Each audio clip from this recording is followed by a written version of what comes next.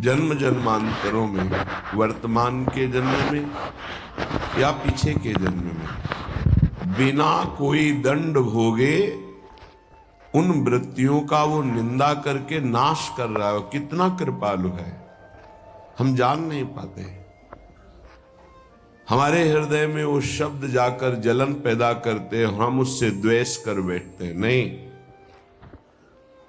उपासक की ऐसी वृत्ति नहीं होती। निंदक नियरे राखिए आंगन कुटी छवाए।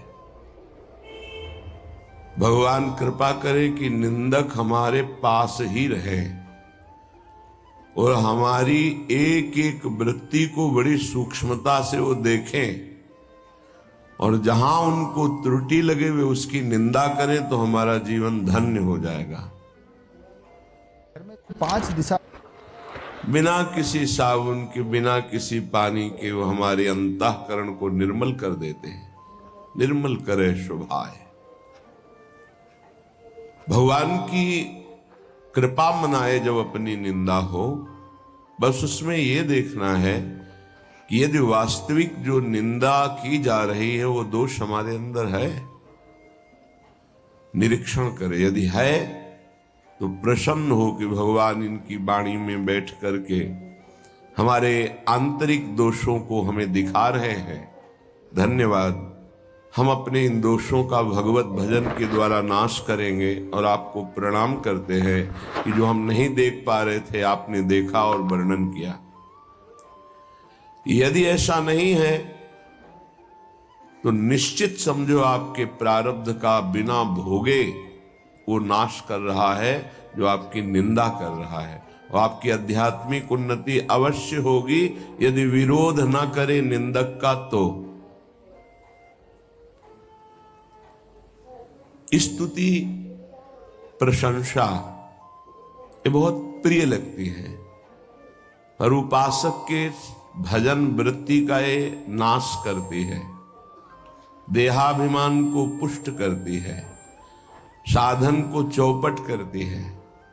अगर कहीं अपने सामने अपनी कोई स्तुति करे, प्रशंसा करे, तो हृदय में बिल्कुल हर्ष नहीं होना चाहिए और बुरा मानना चाहिए कि ऐसा क्यों बोल रहा है। नहीं बोलना चाहिए, मैं इस योग्य नहीं हूं, मैं बहुत अधम हूं, ऐसा हृदय में चलना चाहिए। वो बाहर बोल रहा है उसकी बातें सुननी नहीं चाहिए, निंदा सुननी चाहिए।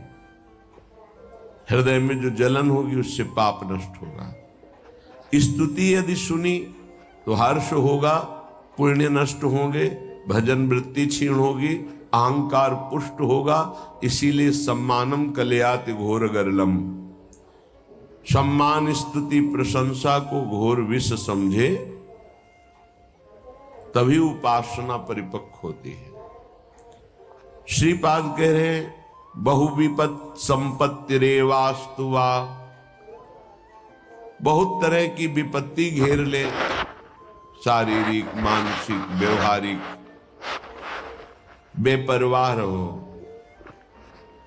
यदि आपके हृदय में नाम चल रहा है तो हरि स्मृति सर्व विपद विमोक्षणम। कोई भी विपत्ति आपका बाल बांका नहीं कर सकती, चाहे बाहरी हो, चाहे आंतरिक हो, चाहे शारीरिक हो। यदि भगवत स्मृति का तार चल रहा है तो सबसे बड़ी विपत्ति हनुमान जी महाराज भगवत विस्मरण को कह रहे हैं। का हनुमंत विपत्ति प्रभु सोई, जब तो सुमिरन भजन न होई। यदि प्रभु का सुमिरन भजन नहीं हो रहा तो फिर विपत्ति ही विपत्ति है। हरि स्मरण चल रहा है, प्रियालाल का स्मरण चल रहा है, कोई भी विपत्ति आपको कुछ भी नहीं बिगाड़ सकती, कोई भी दुख नहीं दे सकती यदि हरि स्मरण चल रहा है। खास बात समझिए। आगे कह रहे संपत्ति रेवा। यदि बहुत संपत्ति आ जाती है और आप उसका सदुपयोग करते हैं साधु सेवा, भगवत सेवा, भगवत आराधना में, या किसी पशु पक्षी समाज सेवा निष्काम भाव से, वो संपत्ति आपको बाधा नहीं पहुंचा सकती। वो संपत्ति भगवत प्राप्ति में सहायक होती है। संपत्ति का सदुपयोग करना केवल कोई महाभागवत ही जानता है, संसारी नहीं जानते हैं।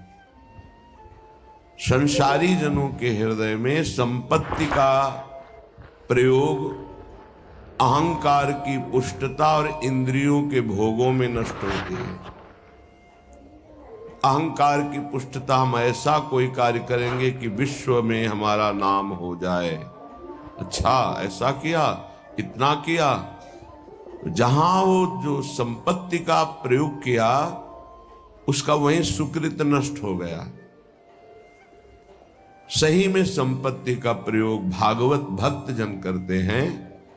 वो अपनी संपत्ति को गुप्त रूप से श्री भगवान की सेवा, भक्तों की सेवा, समाज की, प्राणियों की, पशु पक्षियों की जो सेवा मिली गुप्त रूप से, गुप्त रूप कोई जान न पावे और जिसकी सेवा की वो कभी धन्यवाद न दे, ऐसी सेवा भगवान की प्राप्ति कराने में समर्थ